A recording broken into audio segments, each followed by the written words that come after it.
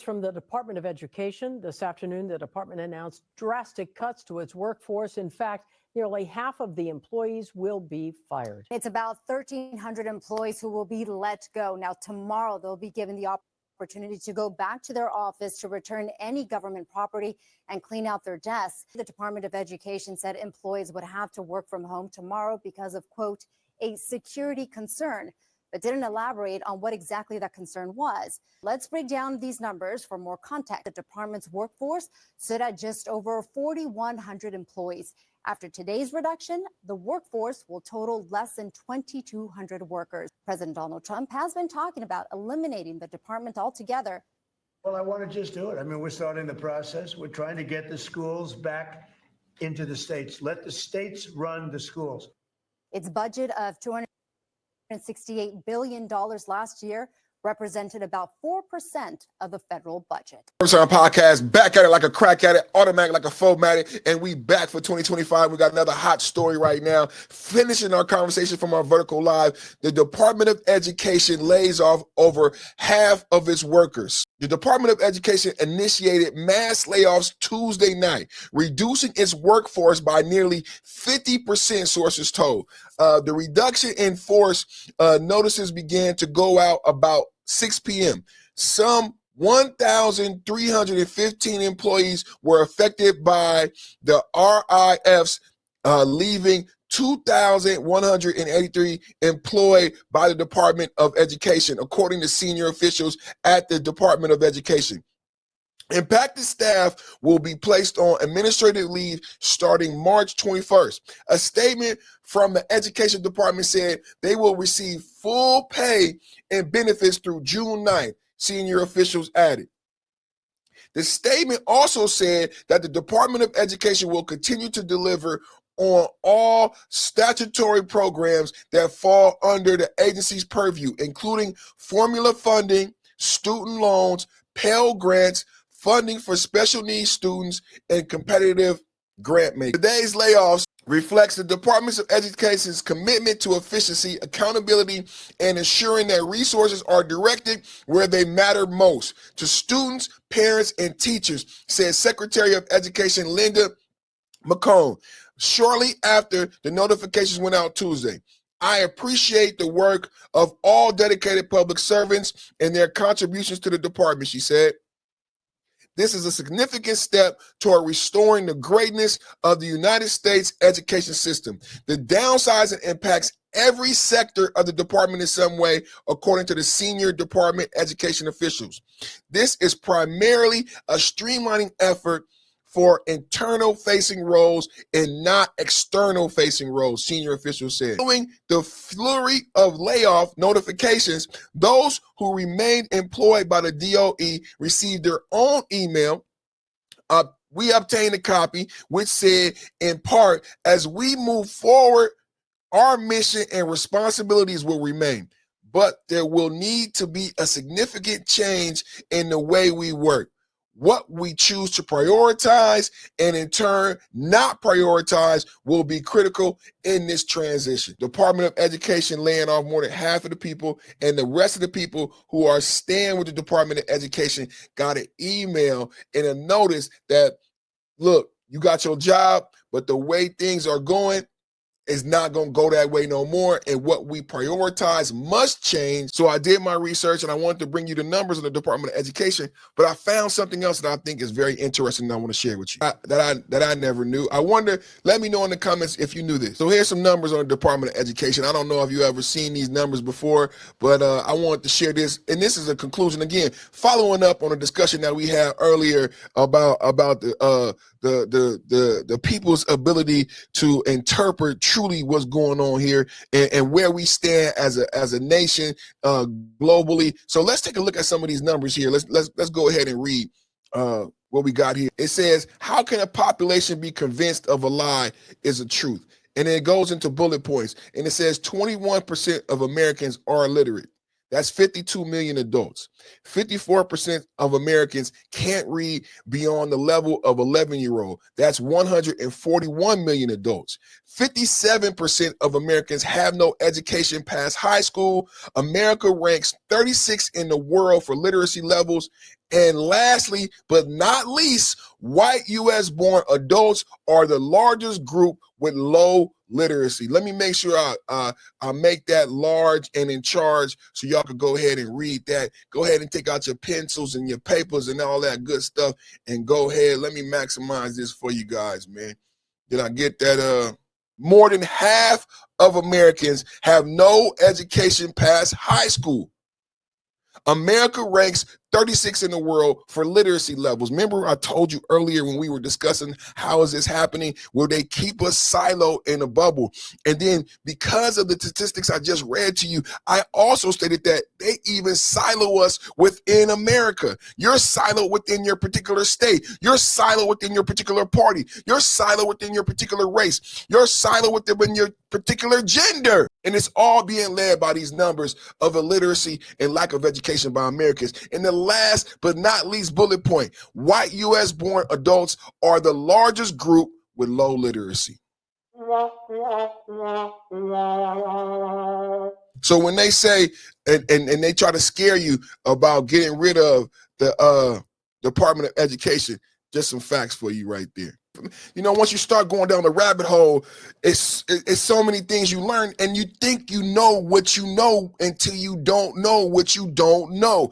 Take a listen to this. Let me know in the comments if you knew this already. I know a lot of my listeners are very intelligent, so let me know in the comments if you knew this. Let's go. The Department of Education has only been around since 1980, and in 1983, it released a report called A Nation at Risk, which claimed that test scores in America had been dropping since the 1960s. But this was a manipulation. As it turns out, test scores weren't dropping, there were just more people taking the tests. As before 1960, only rich people took college entrance exams. And by 1980, people of all demographics were taking these tests. Although this caused the overall average to drop, nearly every demographic was doing better across the board. But the DOE used the report to justify the expansion of their powers, which would lead to mandated courses, expanded school days, and a standardized test culture. So schools started to drop woodshop, to drop home ec, and academics took priority over skill development, which is why the average.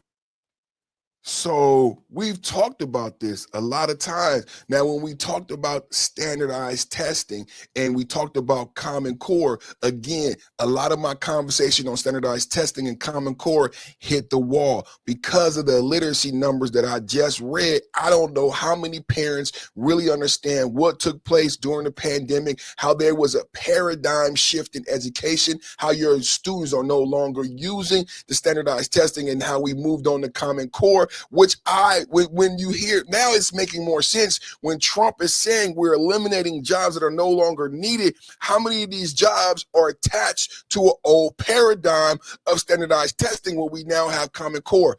Back to the video. Let me know in the comments if you knew these things. Average 18-year-old knows how to do basically nothing. That's why we have our students do carpentry, make wooden American flags and learn how to sell them, engineering seesaws, building a bridge, learning to cook, and doing graphic design. Because a worthy education produces an 18-year-old who's capable of making it in the world. Check out. A worthy education should make an 18-year-old who is capable of making it in the world. You know what he didn't add in there? I love it. He had carpentry, he had electrician, but you know what he needed? He needed some community, like, you know, like some type of what did they used to call that? Seminary, and also financial literacy. Because we need all of that. We don't just need the technocrats. We don't just need people who know how to build things, but we also need humans who understand and know how to build community. Right? And spirituality. I told you when I went to school, I went to a very affluent school with very affluent individuals who went on to college. But one of the major tenements that I noticed was not just the fact that they had practical learning, but they also had seminary, right, which built community and spirituality, right? So not just building wood shop, not just making light bulbs, but also a seminary class to build spirituality and community. I noticed that, and I mean, when you think about Harvard, these are that's a Catholic school. Notre Dame, that's a Catholic. Remember when Notre Dame won the football game and the coach who they brought back was a Catholic, and he said he instituted the football players going to mass before a football game, and people thought it's all about religion, and it was about building camaraderie and community on a team where people stick together and have an understanding of how to love and support their neighbor, teammate, friend, brother. Some of us may have misinterpreted why the coach wanted them to go to mass, because we're caught up in our silos. Our lack of literacy has allowed the billionaires and social media agents to put us in silos. So we don't understand the benefits. Why would they win so many football games with the coach instituting a policy where they were already winners?